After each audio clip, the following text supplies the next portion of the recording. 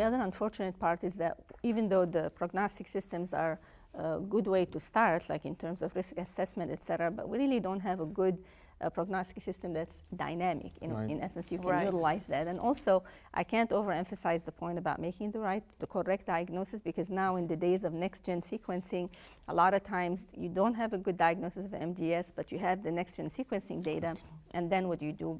And I just want to emphasize that in the absence of dysplasia, the presence of any kind of a mutational abnormality does not constitute a diagnosis of MDS. That's very important to I just want to touch upon... We're still in the process of defining what we need to do for this patient with mutation without any real signs of MDS, and probably most of them will need to have some degree of follow-up that will need to be determined and repeated.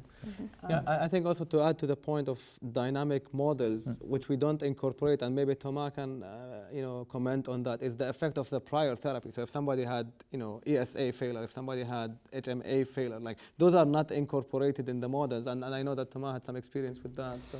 But I think it's a really good point. We know that the IPSS, for example, has been developed on untreated patient at diagnosis.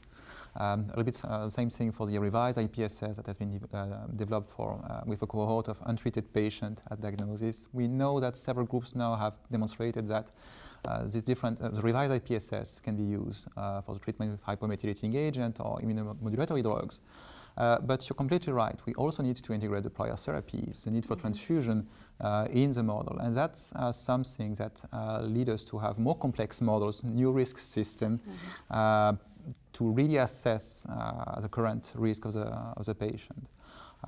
There's clearly some indication that having been failed by treatments such as hypomethylating agent, lenalidomide or ESA, are clearly increasing the risk of a bad outcome on the long term. We can discuss is the importance of this risk increase is the same for low-risk myelodysplastic syndrome, where survival is pretty prolonged, and higher-risk patient. But basically, the bottom line is we know that failing therapies will have an impact on the outcome. So I think that's an important point, that there are certain patients who are low risk by IPSS or IPSS-R who may have adverse factors, for example, patient-related factors like frailty, genomics you touched upon. They may have an adverse genomic feature which may make them higher risk than what's captured by the IPSS-R. And what about transfusion dependence? Right, so I think we know that transfusion dependency is not a good player in MDS. So if you look at all MDS patients, I think 90% or more, they will have anemia, and maybe 60 to 70% at one point will become transfusion dependency. This had been looked at, published in New England Journal by the Italian group, that transfusion dependence patients do worse. Actually, there's correlation for the, with the degree of transfusion dependence, almost by unit. It could reflect partly the biology of the disease, so who's transfusion dependent has more ineffective hematopoiesis, but it also could be telling you some of the complications of the transfusion itself, like iron overload, volume overload, and many other things. And that brings us to other things like, as you mentioned, like those models that we are talking about don't capture the whole story. You have the patient-related factors, you have comorbidity relation factors, you have things that are modifying. We looked in our, MDS consortium at the risk models, if one is better than the other, or so the bottom line that those models would upstage 25%, as I mentioned. But if you look at all what we call lower risk MDS, unfortunately around 25% of the patients still will die from, within 2 years. And even those new models capture only 50% of those patients. So there are other things we start looking at, as you mentioned, blood transfusions, the NCCN guidelines and the revised IPSS suggest looking at things like age-modified models, incorporation of factors like the LDH, if the disease is proliferative, maybe capturing some of the MDS MPN. Fibrosis is a very important factor. Serum ferritin levels, there is some good correlation there.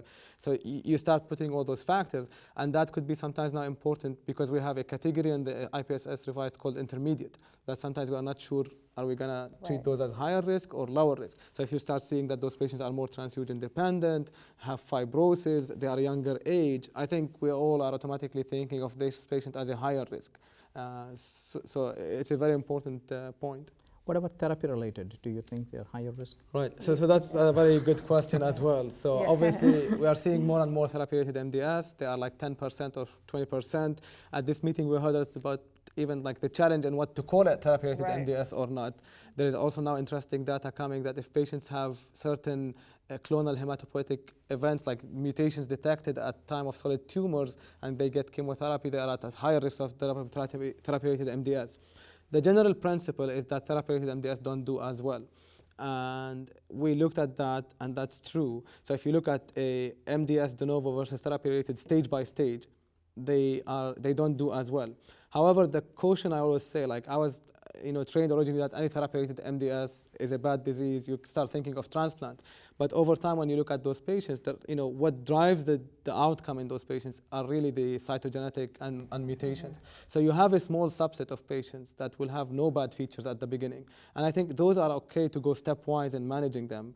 But majority of the patients actually will have the bad cytogenetics that we are used to see nowadays, the P53 mutation detected. But in general, I definitely think we should step back and always think of therapy-related MDS, as a separate entity.